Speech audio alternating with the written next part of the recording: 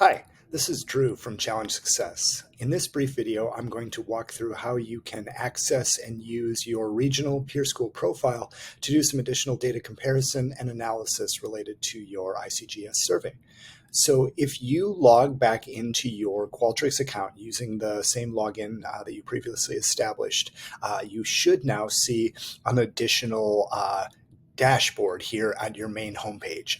You will have just one dashboard, one additional dashboard kind of that corresponds to the region that your school is in. In our demo account here, I have both the US and Canada and Australia, New Zealand accounts, but you'll have your school's dashboard, so your particular data, and then you'll also have the dashboard related to your region.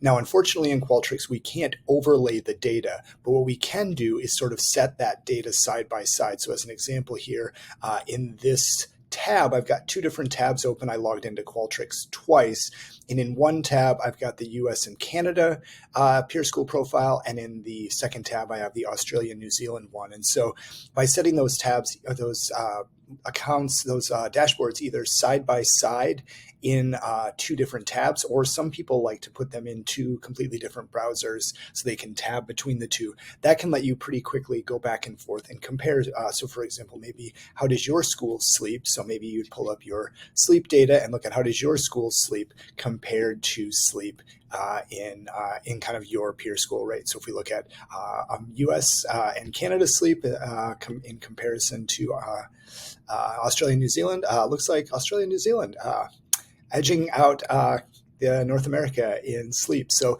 anyway, you can do some interesting kind of side-by-side comparisons there. And again, just always making sure that the filters you have on one, or that that you're on the same page on one, or that as you are on the other. So you can do some nice comparison there.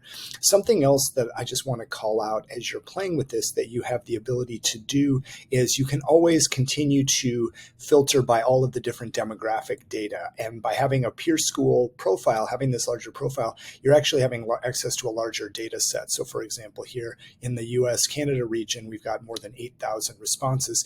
Part of what that will let you do for many of our schools, a fraction of students do identify as genderqueer, gender nonconforming, but often that number of students is sufficiently low that we are not able to filter by those students further on in the survey, or later on in the dashboard, because the numbers are too low.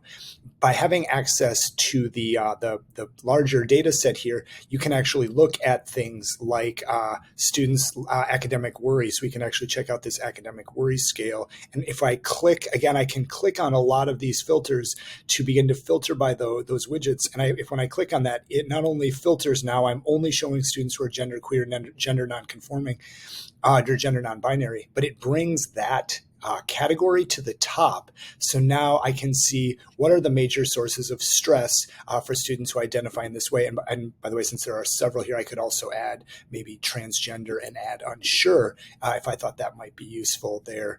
Notice some things shift around there. I'm actually going to go back and just look at genderqueer, gender nonconforming, kind of the affirmative of that. It's interesting that lack of sleep and mental health and anxiety and depression move to the top. We also, I think, see that their overall level of academic stress is quite a bit higher. If we jump back here and let's go back and just go back to all, we'll see those numbers drop a little bit there. So again, an opportunity to explore some of that variation with some of our smaller population pools now that we have a broader set.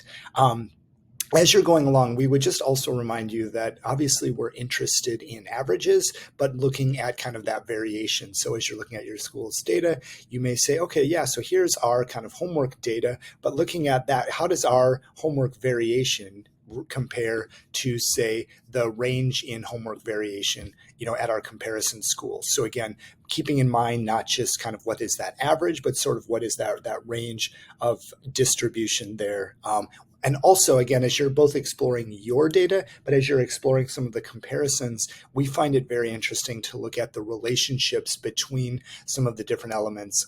A common one that we've been exploring with many of you in our survey debriefs has been this relationship between students' level of engagement and their perception of having kind of an adult that they can go to with a personal problem. So you can see here I'm on that support at school page, and we see the percentage of students who have an adult to go to.